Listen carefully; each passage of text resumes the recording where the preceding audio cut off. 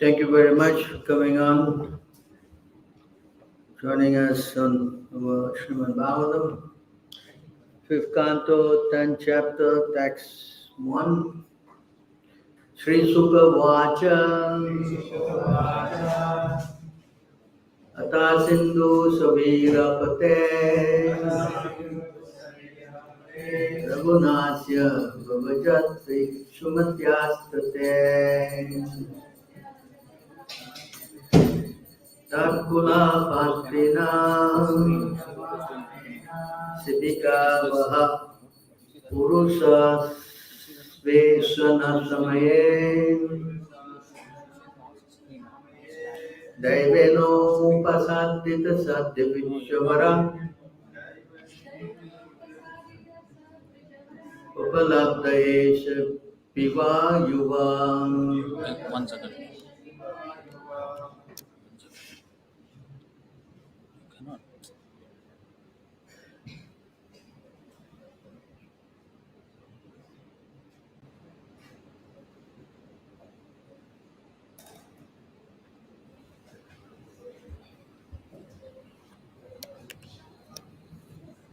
Samha nango go karavat duram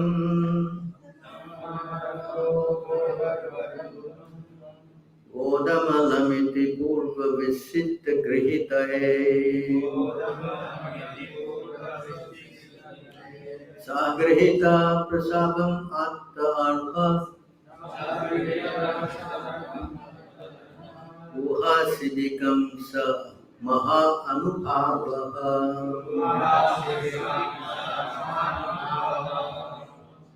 Sri Sukha Vacha, Sukadeva Goswami continued to speak. Ata tat Sindhu Savira Patehe, the ruler of the state known as Sindhu and Savira. Rahuganasya, the king known as Rahugana. Vrajataha, while going to the ashram of Kapila, Ikshumate Tate, on the bank of the river known as Ikshumati, Tatkula Patina, by the leader of the palanquin carriers, Siddhika Vaha, to become a carrier of the palanquin. Purusha Anvesana Samaye, at the time of searching for a man, Daivena, by chance, Upasaditaha, led near Saha, that Divijya Varaha, Jadabharat, son of a Brahmana, Upalabdaha, obtained, Esaha, this man, Piva, very strong and stout, Yuva, young, Samhanana Angaha, having very firm limbs, Gokaravat, like a cow or an ass, Duram, a load, Vodam, to carry, Alam, able, iti, thus thinking, Purva Visitti Grihitaye, others who were formerly forced to do the task, Saha, with Grihitaha, been taken, Prasavam, by force, the Atta Arvaha, although not fit for carrying the palanquin, Vaha, carried, she becomes the palanquin, Saha, he, Maha, Anubhavaha, a great soul. Translation, Sukadeva Goswami continued, my dear king, after this King Rahugana, the ruler of the states known as Sindhu and Savira, was going to Kapila Ashram, where when the king's ship palanquin carriers reached the banks of the river Ikshumati, they needed another carrier. Therefore, they began searching for someone, and by chance they came upon Jadabharat. They considered the fact that Jadabharat was very young and strong and had firm limbs, like cows and asses. He was quite fit to carry loads. Thinking in this way, although the great soul Jadabharat was unfit for such work, they nonetheless hesitatingly forced him to carry the palanquin.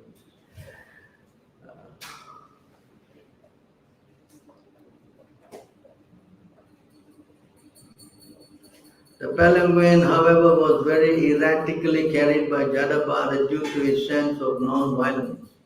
As he stepped forward, he checked before him every 3 feet to see whether he was about to step on ants. Consequently, he could not keep pace with the other carriers.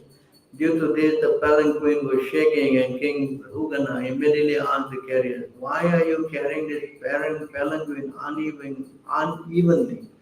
Better carry it properly. Purport by Divine Grace. A.C. Bhaktivedanta Swami Srila Prabhupada. Although Jadabharat was forced to carry the palanquin, he did not give up his sympathetic feeling towards the poor ant passing on the road. A devotee of the Lord does not forget his devotional service and other favorable acts even when he is in a most distressful condition. Jadabharat was a qualified Brahmana, highly elevated in spiritual knowledge, yet he was forced to carry the palanquin. Did not mind it, but while walking on the road, he could not forget his duty to avoid killing even an ant. A Vaishnava is never envious or unnecessarily violent. There were many ants on the path, but Jadabharat took care by looking ahead 3 feet. When the ants were no longer in his way, he would place his foot on the ground. A Vaishnava is always very kind and hard to all living entities. In his Sankhya Yoga, Lord Kapila Dev explains Suhida Sarvadehinam 3:25-21.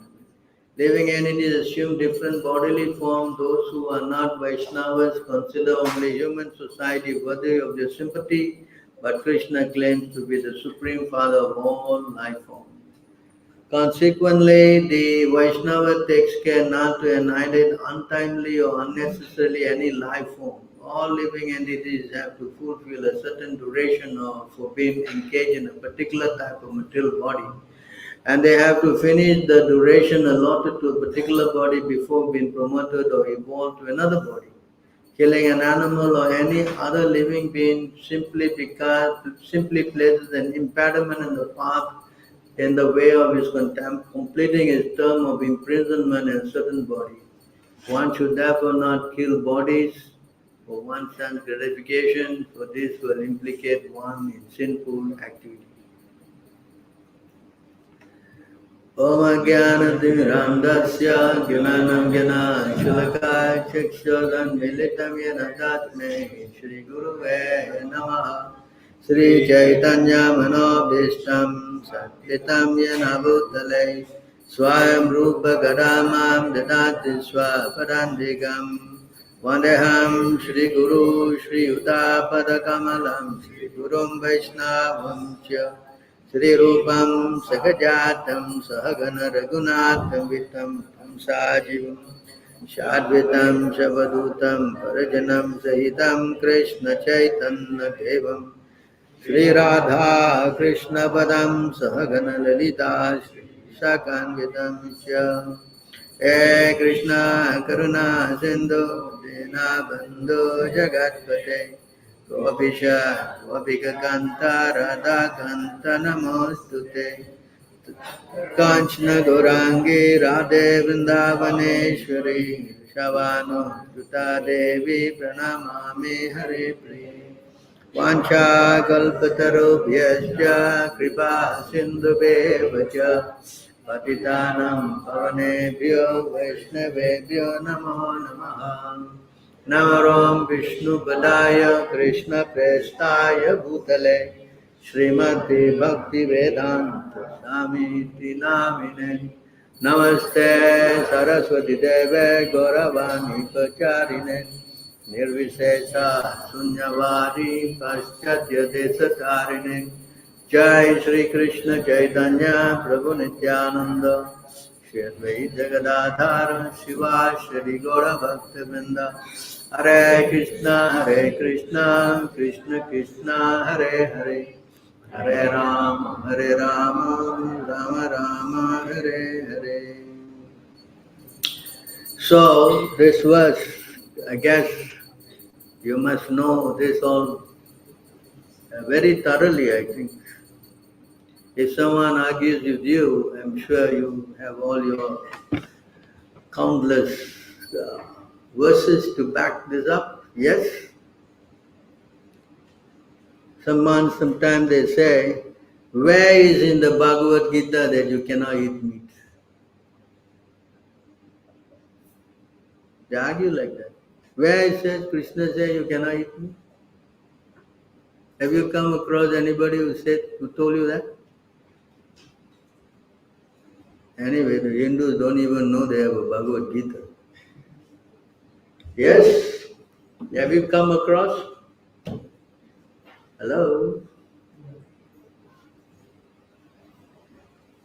Where? In the Bhagavad Gita it says that you cannot eat meat. Hello, Pandit?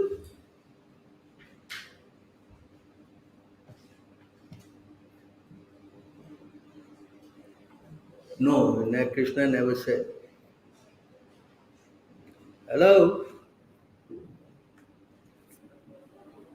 Everybody is silent now. Dono say dono. Hello? Huh?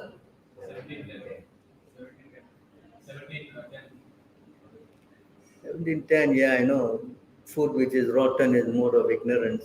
But they never explicitly say. Yes? Right? So you can eat meat? Where? Come on. Think. So in the Bhagavad Gita in chapter 13, text 8, there you see one of the qualities of knowledge. What is that? Ahimsa. Yes? Have you got it?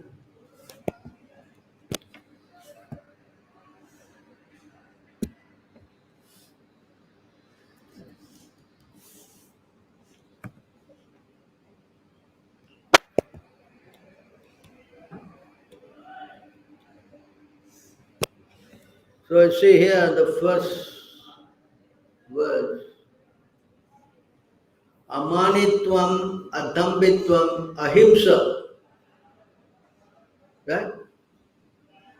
So this word ahimsa means non-violence. Yes?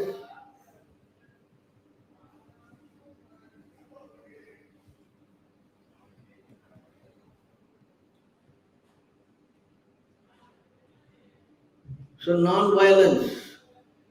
So if a person is devotee, he cannot commit violence. Why? Why he cannot commit violence? What's wrong? Like this school, the Ramakrishna people, they say, if you kill, you're only killing the body, you're not killing the soul, Prabhu. They say. So what's wrong in eating the body?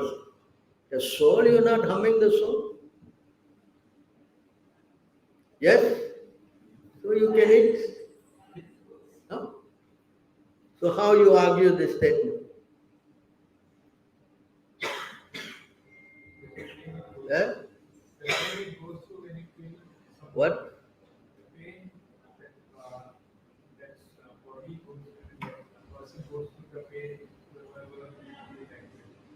The pain. I mean, it's an animal, what's the problem? No, in the Western, the dairy farms of the Australian New Zealand, they say our cows have a very nice life. They Green pastures, they only have one bad day in their life in which they die. See? Hardly they notice any pain. See that? Yes. So how you counter this argument?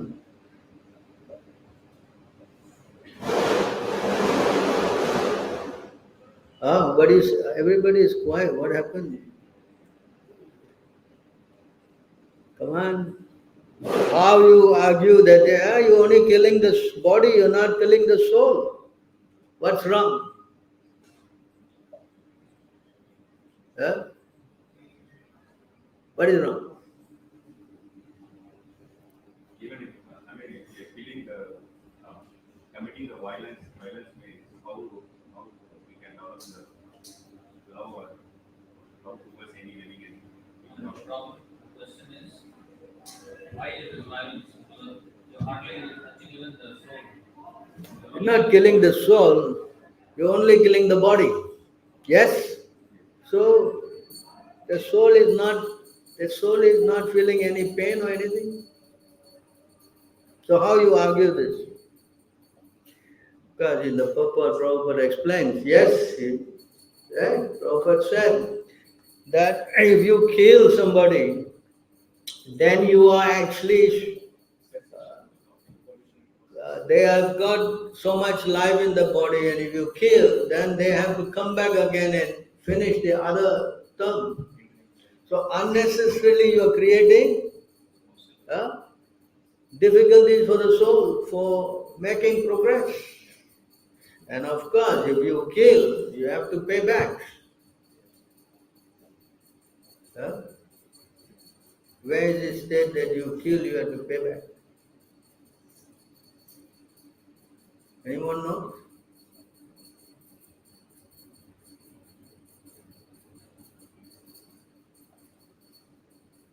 Hello? 1790. 1790. 17? 90. Killing, that one shows that you are the mode of ignorance, right? But where it shows that if you kill, you have to come back and you have to take birth and pay the dues. Where does it says? Does it says in our books? 10, 10? Triple 10, huh?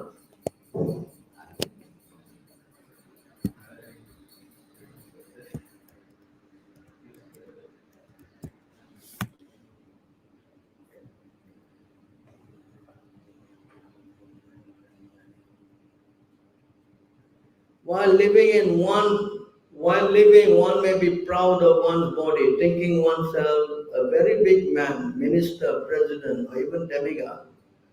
But whatever one may be, after that his body will turn either into worm, into stool, or into ashes. If one kills poor animals to satisfy the temporary whims of the body, one does not know that he will suffer in his next birth. For such a sinful miscreant must go to hell and suffer the result of his action. This says he goes to hell. The way it says that if you kill, you will have to pay the due of being killed by the animal. Come on, these things all you must know by heart, by now, no, not. Hello? Hello? How many times we went through these verses? Million times. Huh? 425.7. 425.7. Narada Muni to question about. What is saying? You read?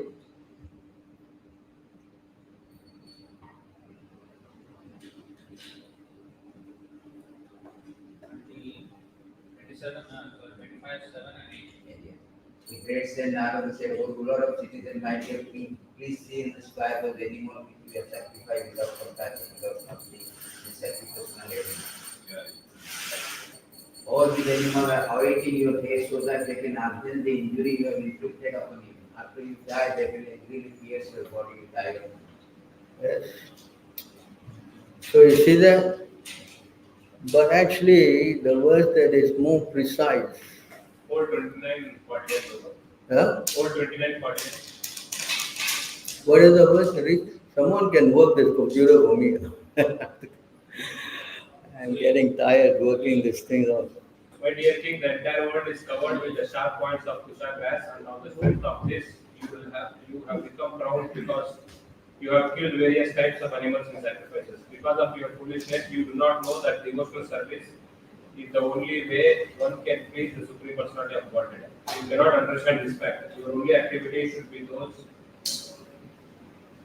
that can please the Supreme Personality of Godhead. Our education should be such that we can become elevated in Krishna consciousness.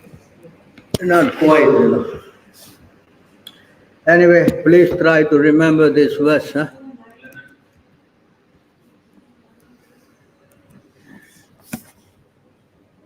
This verse is very direct. Those sinful persons who are ignorant of sexual religious principles yet consider themselves to be completely pious without compunction commit violence against innocent animals who fully trusting in them. In their next life, such sinful persons will be eaten by the same creatures they have killed in this world. Okay? Try to remember. Right? So you see, there's a price to pay, It is not that you can do anything and everything you like. You understand? So, violence is never encouraged at all. It is a no-go. You cannot kill and claim to love God. That doesn't work. That just doesn't. If a person is a killer, then God goes very far away from him.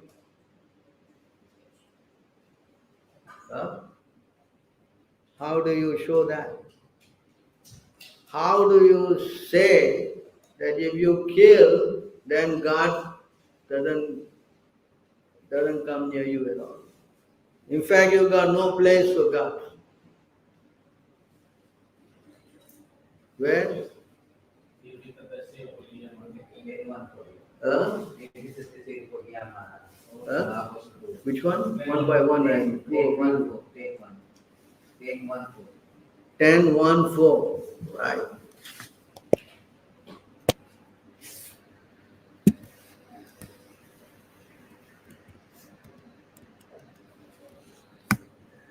Nirvittata se upagiyamana in this verse.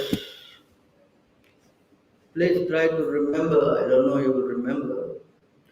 Especially this line here. It says, Puman virejita vina pasuganat. This pasu means animal. Gana means killer. So in this verse it says that everybody can come to me, they will glorify me, except glorification of the Supreme Personality of God is performed in the Parampara system, that is, it is conveyed from spiritual master to disciple. Such glorification relished by those who no longer interest in false temporary glorification of cosmic manifestation. Description of the Lord of the right medicine for the conditioned soul undergoing repeated birth and death. Therefore, who will cease hearing such glorification of the Lord except a butcher, one who is killing his own son? Still, this verse is not precisely to the point. It just only shows that you who are a killer, you cannot glorify the Lord. You don't like to glorify. But where it says that if you kill, you cannot go to God. Finish. Period. 3:29:24.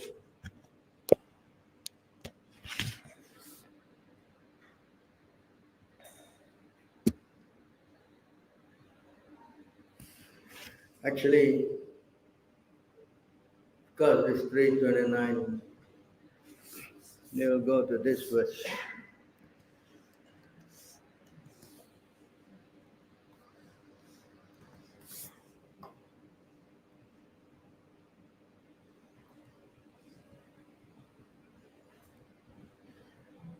How can a religious system that produces envy of oneself and of others be beneficial for oneself and for them? What is auspicious about following such a system? What is actually to be gained? By causing pain to one's own self due to self envy and by causing pain to others, one arouses your anger and practices irreligion. You understand this? Hello? So you see, it just goes direct. It says, if you anger the Lord, can you love Him? Can. Huh? After eating a chicken biryani and you come and say hello, Hare Krishna. What? Can it work? It cannot work. Understand? You see here, the Lord said, you don't like the cloud? Something wrong with your head, too heavy? So you see here, if you practice killing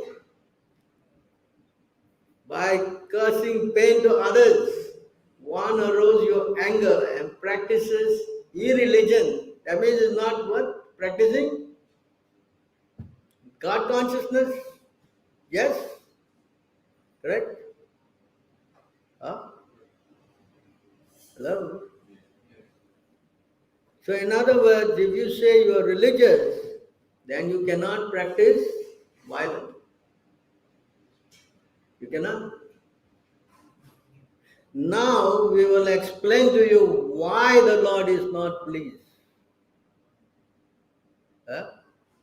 It says here the Lord is not pleased, upset. So here in these verses, I think we have done this many times.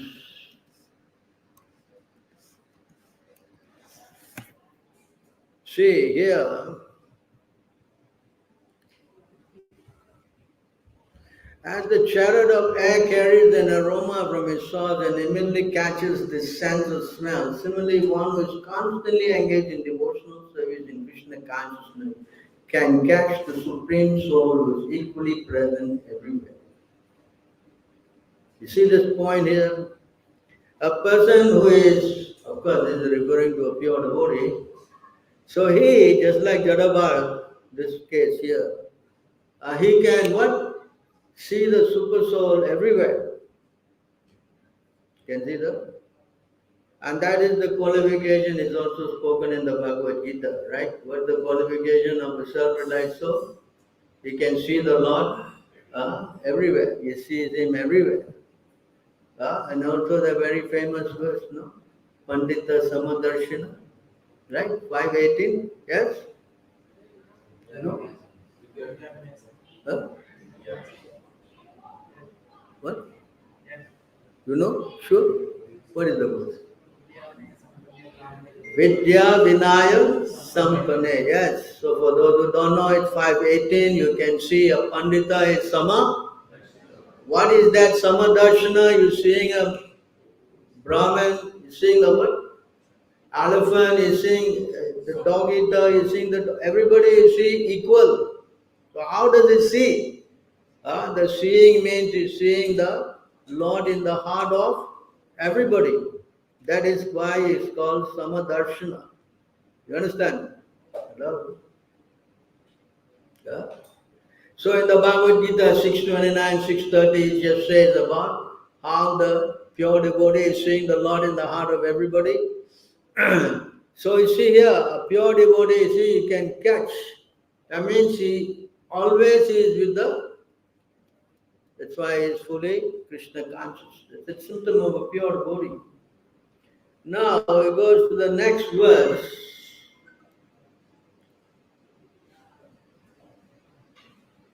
I am present in every living entity as the super soul. If someone neglects or disregards that super soul everywhere and engage himself in the worship of deity in the temple, that is simply imitation. You see this point? In other words, if you just simply worship God, but you do not know that the super soul is in the heart of everybody and create pain, then it is. This is spoken by who? Who's speaking this thing? Kapila Dev is who? God himself is saying. So if you do big puja, but you're killing animals, it's imitation. You're not, you know. Huh? Then he says, again, this whole line of verses, if one who worships the deity of Godhead in the temple but does not know that the Supreme Lord as Paramatma is situated in every living in his heart, must be in ignorance and is compared to one who offers oblation into ashes. So this point again, if you don't know that the super soul is in the heart of every living entity, and you do your big worship, this is the verse about the Hindus, right? They do all big worship but commit violence to all. What? What is that verse? 144. 145.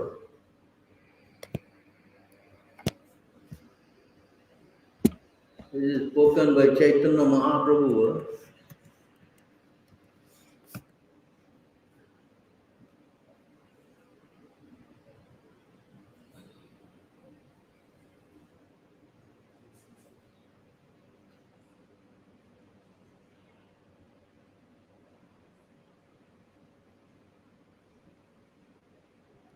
146, I think.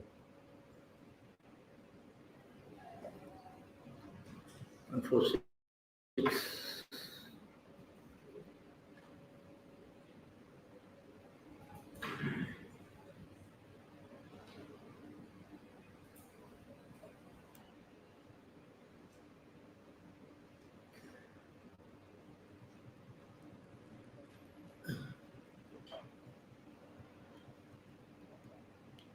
Among human beings, those who are follow the Vedic principles are considered civilized.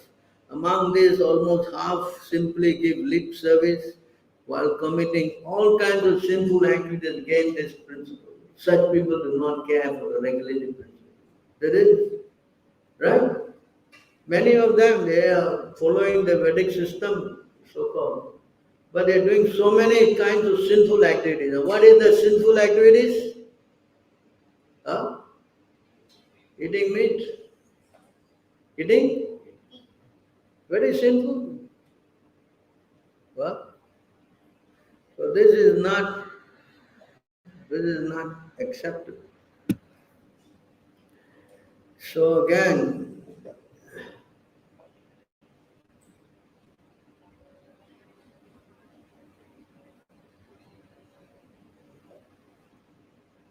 one who offers me respect but is envious of the body of others and is therefore separatist never attain peace of mind because of inimical behavior toward other living entities. So he cannot get what? Peace of mind. Ah. So if you don't get peace of mind, how you can worship God? Possible? Huh? Yes? And then again, 24.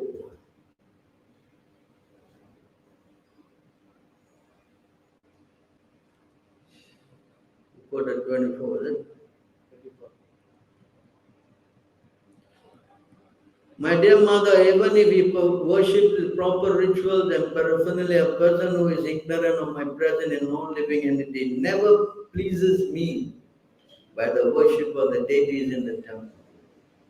So you cannot please God, not possible. Very clearly Kapila is saying.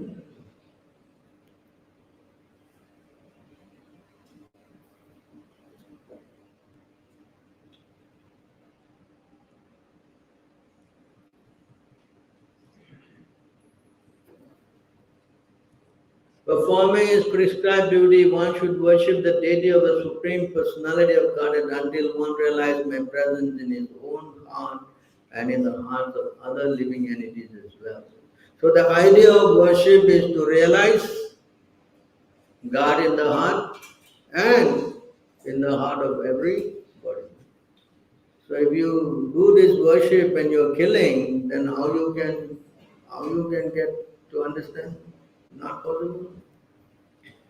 So again here it says, as it's a very important word, as the blazing fire of death, I curse great fear to whoever makes the least discrimination between himself and other living entities because of a differential outlook. That is simply a chicken. Start thinking like that, right? As blazing fire of death, I curse great fear. So now you see the Lord is giving some warning. In other words, therefore, through charitable gifts and attention as well as through friendly behavior and by viewing all to like, one should propitiate me to abide in all creatures and their very self.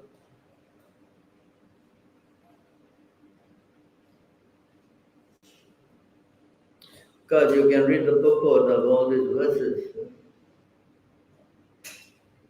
Living entities are superior to inanimate objects.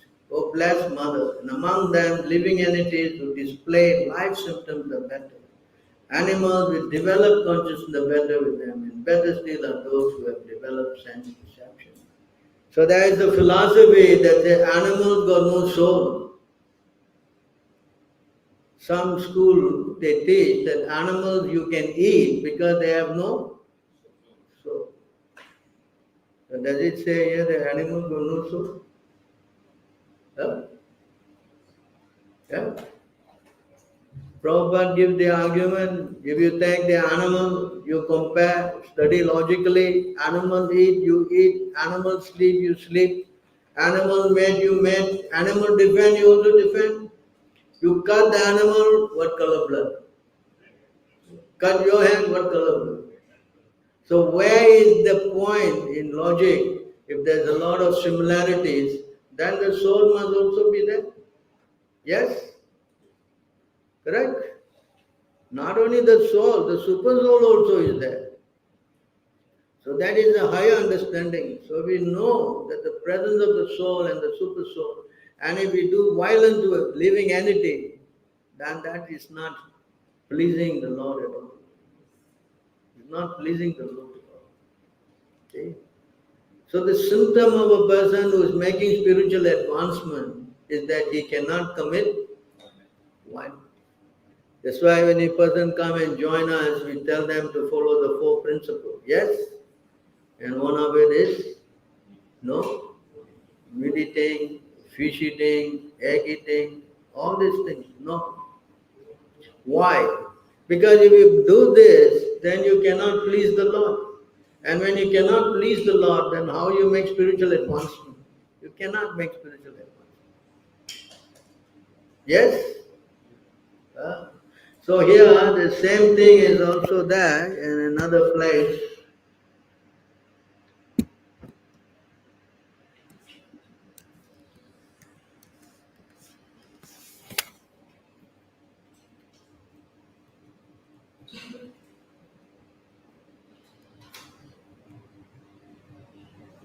As the saintly sages approached the hunter's place, the hunter could see them from a distance.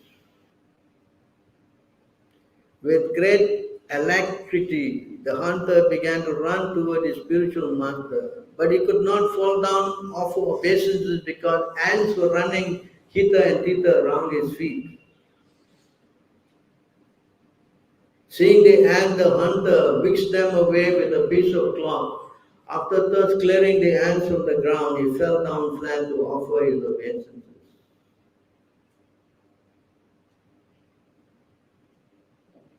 Narada Muni said, my dear hunter, such behavior is not at all astonishing. A man in devotional service is automatically non-violent. He is the best of gentlemen. See that behavior? A man in devotional service is automatically non-violent. That means it's synonymous. If you say you are what? A devotee, that means you must be non-violent. He's the best of gentlemen. Is that?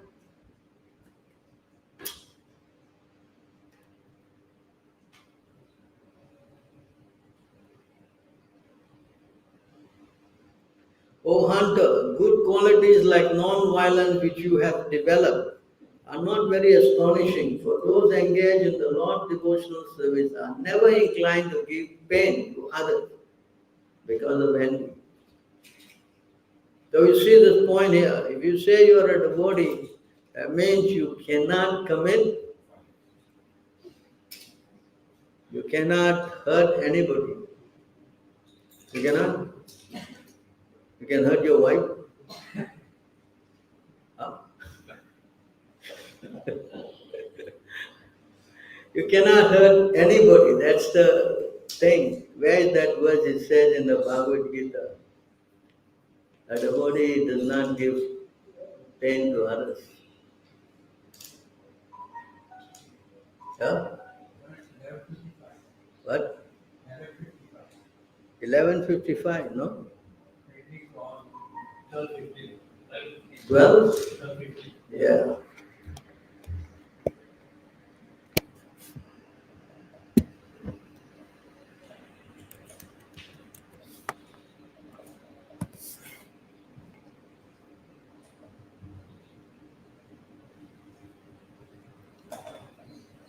He whom no one is put into difficulty and who is not disturbed by anyone, who is equiposed in happiness and distress, fear and anxiety, is very dear to me.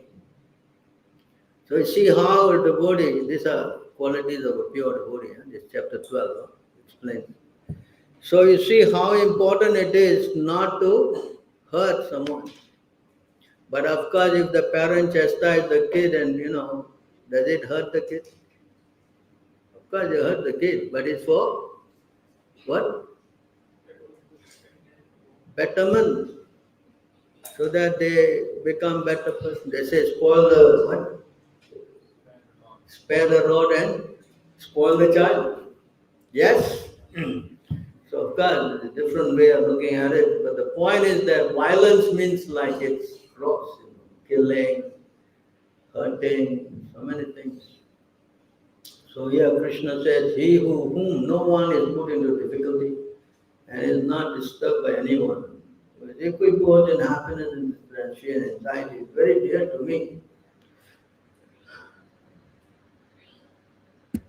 So, see, again, this is the quotation of Skanda Purana, no? In case they think that we only speak from Skanda Purana, is it? Huh?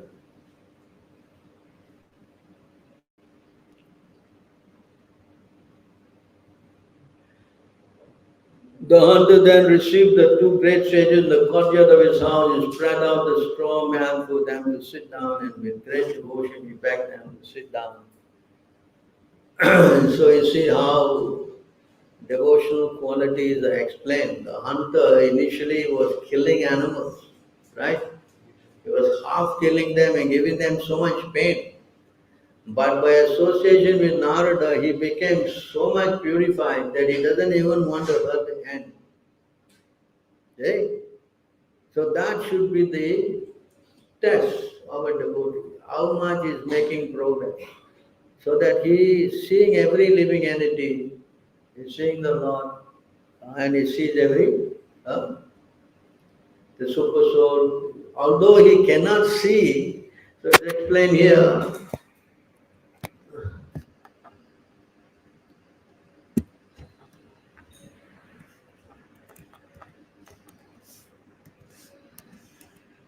This is the verse.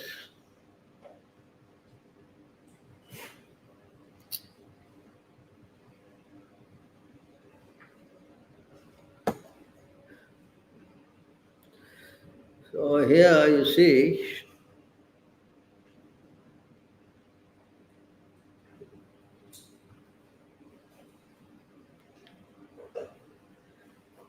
that one must learn the training has to be there. How to see this,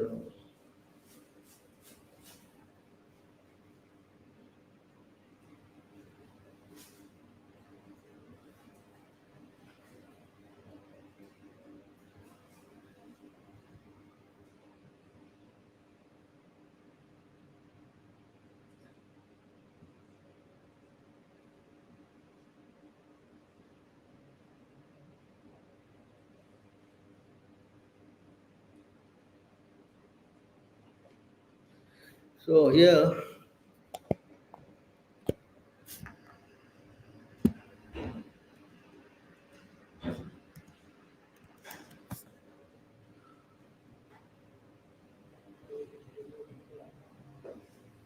with a pure heart, one should see me, the super soul within all beings and also within oneself, to be both unblemished by any material and also anything material and also present everywhere, both externally, internally, just like the omnipresent sky.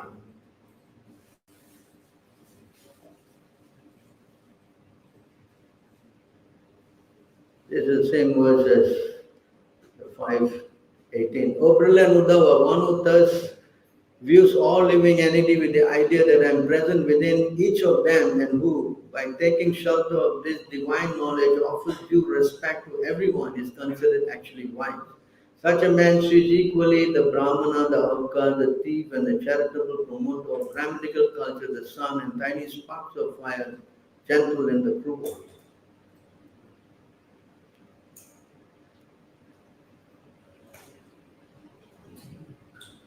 For him who constantly meditates upon my presence within all persons, the bad tendency of rivalry, envy, and abusiveness, along with false ego, are very quickly destroyed.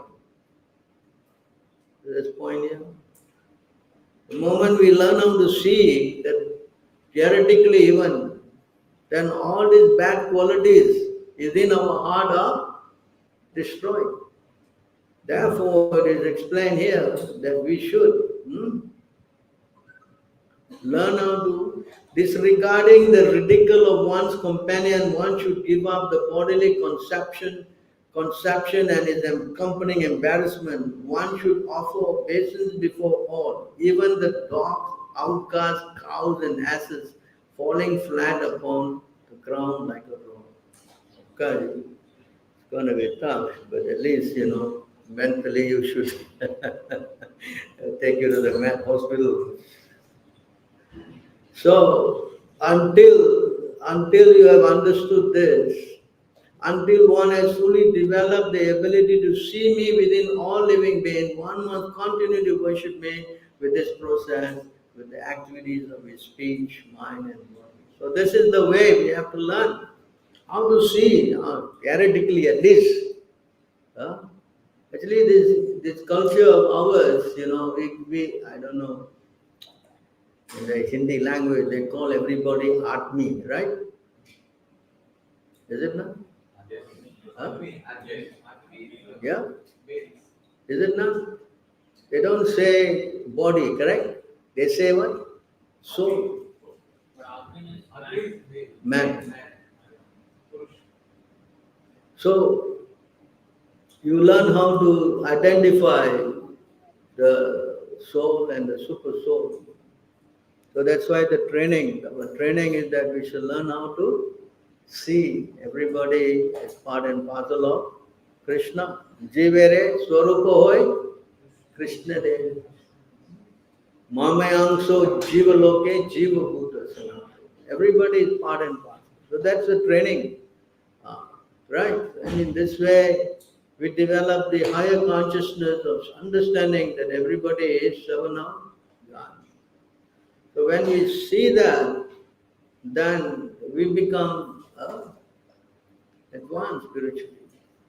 We cannot become advanced by hurting and killing and all this. Not. Of course, the Kshatriyas are required because someone commit violence, then they have to stop that. That's another thing. So here also another place that why I think 10 something, the pinprick, what was that?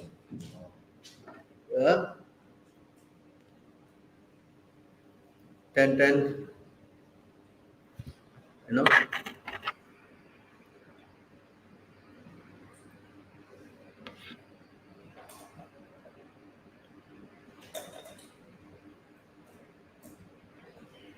Got it? 10:14. 14. So you see here, Narada is giving another example. By seeing their faces, one whose body has been pinpricked by pins can understand the pain of others who are pinpricked. Realizing that this pain is the same for everyone, he does not want others to suffer in this way. But one who has never been pricked by pins cannot understand this pain. Okay? So this is the compassion. How can I give pain to others? So please try to understand if someone talks to you about animal killing and all that, I have covered pretty much most of the, because there are more than, I don't know. You should try to make references because nowadays most of your friends are all meat eaters. Yes? Huh? And they're always arguing. Correct? Is it not? So if you can show these references, it will help you to present our stand.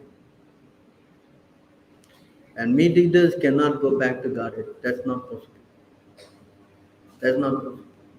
Every religion is also forbidding meat eating. Thou shalt not kill. Christian religion, yes.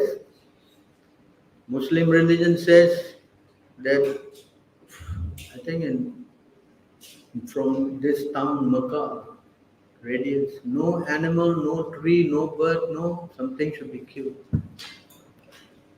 When we say thou shalt not kill, they say, well, there's Old Testament, we follow New Testament. How do we give? So they say this is from the Old Testament. Yeah. When they say we don't follow that, we follow the New Testament.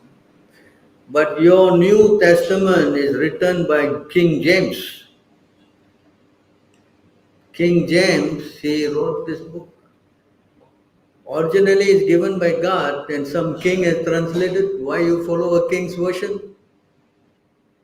One of those scholars of Christianity said originally Bible was not written in English, it was in Hebrew. So in Hebrew there are two words, one for killing, one for murder, and the one that was used in the Ten Commandments is the one for murder. What are you saying? So we follow the Acharya. Mahajanayena Sagata. So the Jesus Christ is a Mahajan. He showed. Personally he showed. Did he show his what? Killing animal? No. Right? His whole life he was vegetarian. Well, so we should follow example.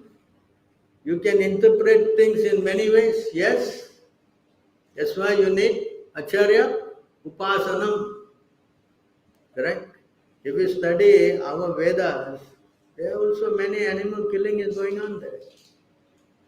You know? Do you know? Huh? If you want to get a male child, they say, in the Shastra, you have to kill a bull, cook the meat. There are so many things like this. So will you do all these things? So how you understand these things? That's why you need the mercy of the Chaitanya Mahaprabhu quoted this. That if you want to know things, you must go through the Acharya. You understand? Otherwise you'll be confused. Correct? You cannot understand the Vedas simply by what? Your scholarship study. That's not possible. It is not. Vedesu durlabham adurlabham atma bhaktam. This is spoken by who? You know the verse? What is that? 5, 5:30, 33.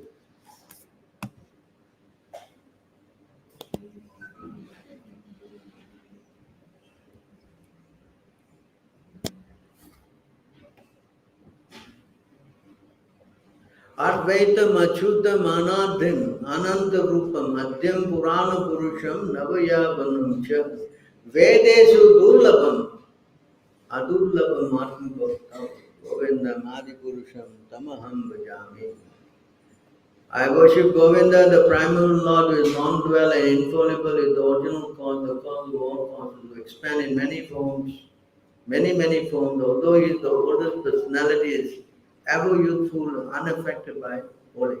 That supreme personality of Godhead cannot be known by academic wisdom of the Vedas. One has to approach the pure devotee of the Lord to understand him. Is that very clear?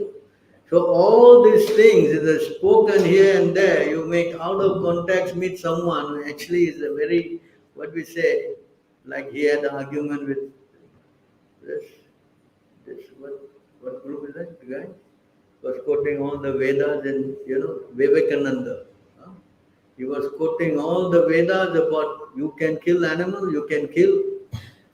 Yeah? So to counter this, you need to understand this through the pure devotee. Otherwise, it's not possible. You'll be confused. So if you try to read the Vedas with your own so-called uh, expertise, you will only become baffled. This is just like the Chan Kazi. The moment Chaitanya Mahaprabhu said that you cannot kill, why are you killing your father and mother? But in your Vedas also you're killing. He immediately countered. Chaitanya Mahaprabhu, he got himself, he said, yeah, those days they killed the animal not for killing to eat. They killed the animal by performing that, what do you call that, yagya. So that the animal get new life, youthful body. But such kind of Brahmins are no more there. Now, you cannot kill. That's why he quoted the other verse. What is that? 5 things that are forbidden in Kali Yuga? What verse is that?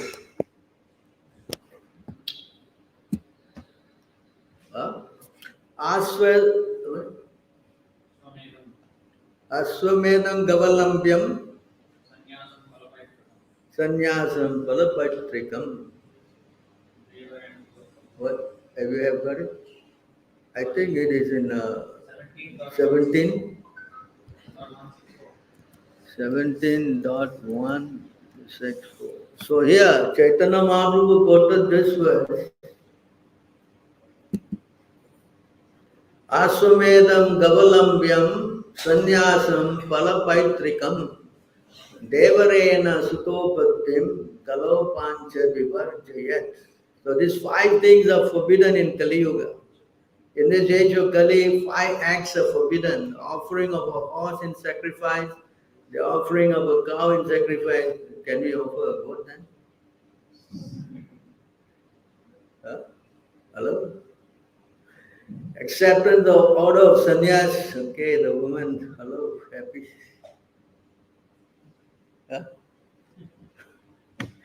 No sannyas. The offering of oblations of flesh to the forefathers and a man's begetting children in his brother's wife. These 5 things are. So Chaitanya Mahaprabhu quoted this verse to Chan Kazi. Of course, the Chan accepted that because he says, our religion only came recently, your religion is very old. So many things in it. I follow it because I'm a party man. I cannot. So his argument was there. You can read, you can know. So therefore, the whole thing beyond is that if you want to make progress in spiritual life, to understand about the loving principle, then you must have a spiritual master. And through the help of the spiritual master, all these things will be automatically revealed to you. Yasya deve parabhakti yata deve tata. So you need a guru to understand. Otherwise, everything will become very confusing. You know, if they take out one verse and show you to you, I see the Veda. Your Veda is saying, you see, you should kill. This is what what's his name? Vivekananda was showing. The verse from the Vedas, you can kill. So how is your argument? Are you be stunned? Oh, Vedas is showing, what shall I say? So in order to understand, we have to have our spiritual master. And then yes, you are safe. Because the idea of the Vedic conclusion is to know who. Where is it stated? Huh? Bhagavad Gita, hello. Huh? Vedanta Krit, Vedanta Vid, Videva Chaham. 15:15. Remember this, huh? I'll show you again.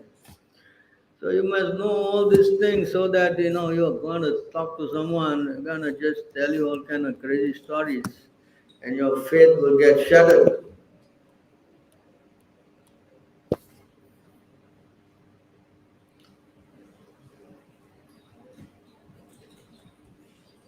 I am seated in everyone's heart, and from me come remembrance, knowledge, and forgetfulness. By all the Vedas, I am to be known. Indeed, I am the compiler of the Vedanta, and I am the knower of the Vedas. So the whole conclusion is to develop what? Attraction for Krishna. And if you know all the Vedas, and if you don't know Krishna is God, then what is the use of your studying the Vedas? Huh? Do you know where is the verse? 1975. Bhakti Gita. 19? 75. 19 verse 75. Bhagavad Gita. CC.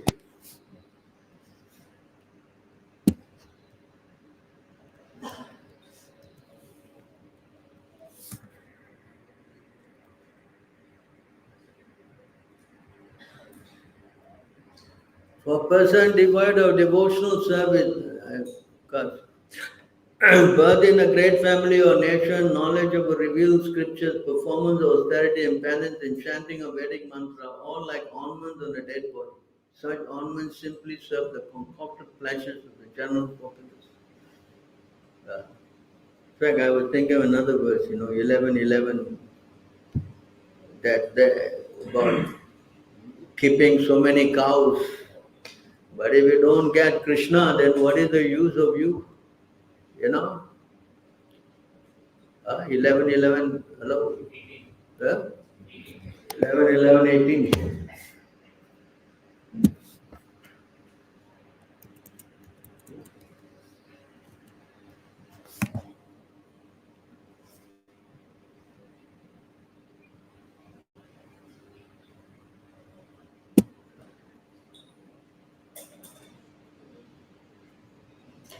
If through meticulous study one becomes expert in reading Vedic literature but makes no endeavor to fix one's mind on the Supreme Personality of Godhead, then one's endeavor is certainly like that of a man who works very hard to take care of a cow that gives no milk. In other words, the fruits of one laborious study of Vedic knowledge will be simply be the labor itself. There will be no other tangible result.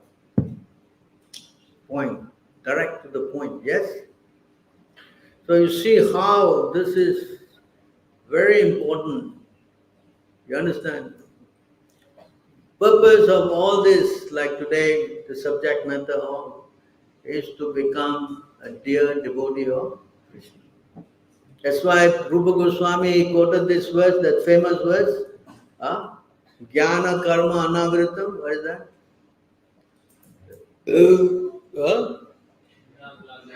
Anya Bilasita Sunyam. What is the number?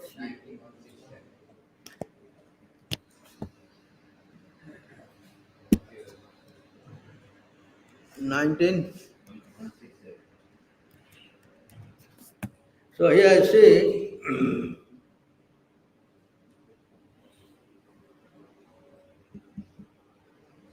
One should render transcendental loving service to Supreme Lord Krishna favorably. Anukulena.